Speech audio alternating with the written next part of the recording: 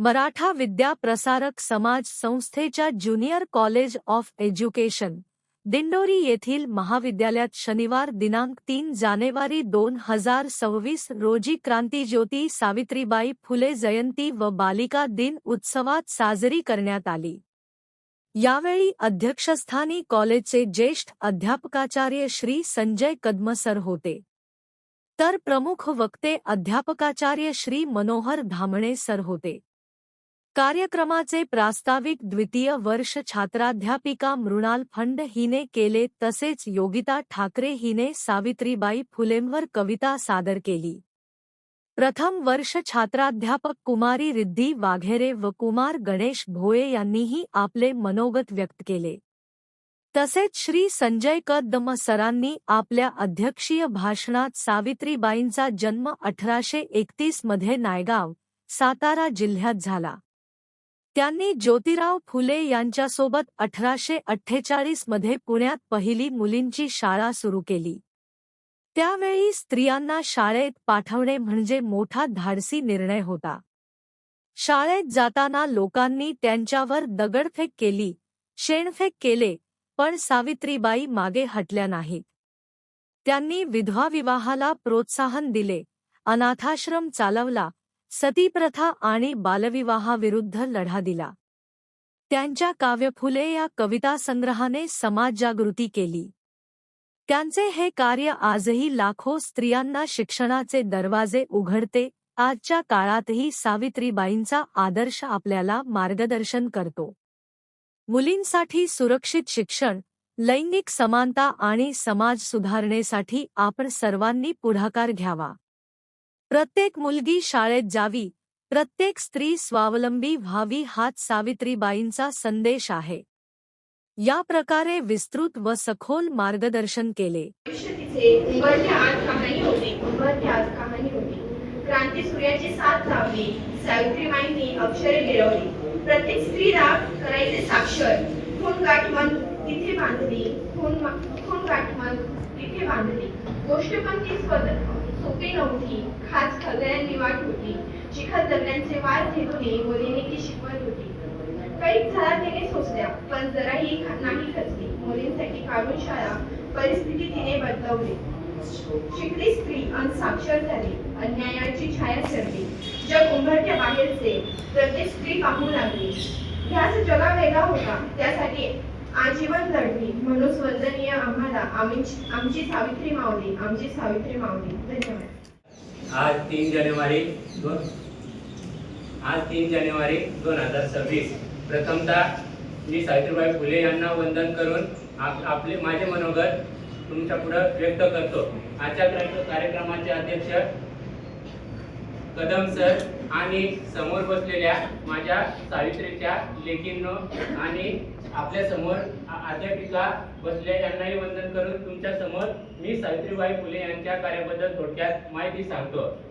तो काळ सावित्रीबाई समजून घ्यायच्या असतील तर केवळ वाचण्यापुरता किंवा बोलण्यापुरता मर्यादित नाही। जर त्या खरोखर समजून घ्यायच्या असतील तर त्यांचे कार्य, त्यांनी दिलेले योगदान हे समजून घेणं आपल्याला अत्यंत गरजेचं आहे। कारण तो काळ होता पेशवाई कालखंडाचा आणि त्या कालखंडामध्ये चूल आणि मूल म्हणजे स्त्रियांनी केवळ घरात राहून घरची सर्व काम करून आपलं सगळं पालन पोषण करून फक्त घरातच मर्यादित राहायचं, हे त्या काळात त्या ठिकाणी होतं।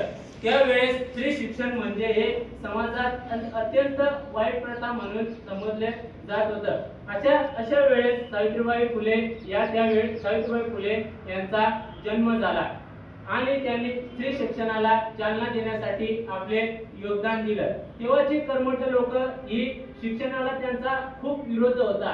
का विरोध होता तर हे त्यांना माहिती होतं की जर महिला या सबला झाल्या तर कर्मठांचा तबला वाजवल्याशिवाय राहणार नाही, हे त्यांना माहिती होतं। म्हणून स्त्री शिक्षणाला हे खूप त्यांचा विरोध होता।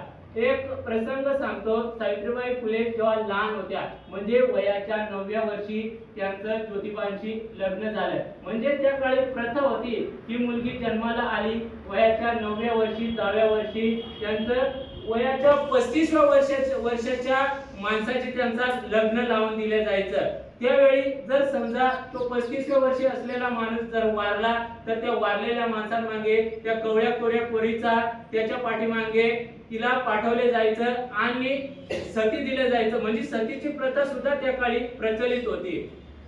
9व्या वर्षाची सावित्रीबाई फुलेंची मी तुम्हाला माहिती सांगतो, म्हणजे एक प्रसंग सांगतो।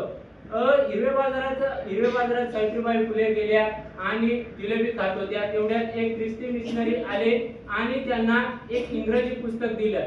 ते इंग्रजी पुस्तक दिलं आणि सावित्रीबाई फुले म्हणाल्या, हे इंग्रजी पुस्तक मला वाचता येत नाही, हे पुस्तक वाचता यायला पाहिजे। म्हणून सावित्रीबाई फुलेंमध्ये जिज्ञासा निर्माण झाली आणि त्या घरी आल्या आणि ज्योतिराव फुलेंना म्हणाल्या की हे पुस्तक मला वाचता यायला हवे, त्यासाठी मला शिकायला हवे। त्यावेळी सुद्धा लोकांनी विरोध केला। जर या लहान पोरीने वयाच्या 9व्या वर्षाच्या पोरींनी जर हे पुस्तक वाचले तर ते अक्षरांची किडे होऊन त्या थाटात पडतील। ज्योतिराव फुले हसत म्हणाले, वाच की, जर त्या अक्षरांची पुस्तके जर तुझ्या थाटात पडतील तर खूप चांगली गोष्ट आहे, कारण की ते तू अन्न खाशील आणि तुझ्या मुखावाटे या स्त्रियांना शिक्षण देशील। एक अत्यंत सुंदर वाक्य आहे की शिक्षण हे वाघिणीचं दूध आहे, जे पिल्यानंतर माणूस हा गुरगुरल्याशिवाय राहत नाही। इथंच सावित्रीबाई फुले थांबल्या नाही, त्यांनी अनेक मुलींना शिक्षण दिले। एकाच्या 2, दोन्याच्या 3 अशा हजारो शाळा त्यांनी त्या काळी काढल्या आणि स्त्री शिक्षण, स्त्रीचं महत्व हे समाजाला पटवून दिलं। अशा या महान क्रांतिकारक सावित्रीबाई फुलेंचा मृत्यू हा 10 मार्च 1897 रोजी झाला। सांस्कृतिक समिती प्रमुख प्राध्यापक डॉक्टर अनिल भोळे, उपप्रमुख प्राध्यापिका श्रीमती स्मिता ठाकरे यांच्या मार्गदर्शनाखाली कार्यक्रमाचे नियोजन प्रथम व द्वितीय छात्राध्यापकांनी यशस्वीपणे पार पाडले। कार्यक्रमांचे सूत्रसंचालन प्रथम वर्ष छात्राध्यापिका कुमारी पायल शार्दूल हिने केले, तर आभार कुमारी साक्षी गांगोडे हिने मानले। फलक लेखन शीतल गायकवाड, ज्योती कामडी, मनीषा जाधव यांनी केले, तसेच दीपक महाले यांनी फोटो काढले। कार्यक्रमांच्या यशस्वीतेसाठी डॉक्टर श्रीमती जगताप प्रतिभा ग्रंथपाल, श्रीमती पाटील सोनाली, संगीत शिक्षक शुभमथेटे, श्री बाबा मोरे, श्री कराटे केशव, ज्ञानेश्वर कदम, प्रभाकर गावित, सोमनाथ उखरडे आदींबरोबर प्रथम व द्वितीय वर्ष छात्राध्यापकांचे विशेष योगदान लाभले। हा दिवस बालिका दिन म्हणून साजरा केला जातो।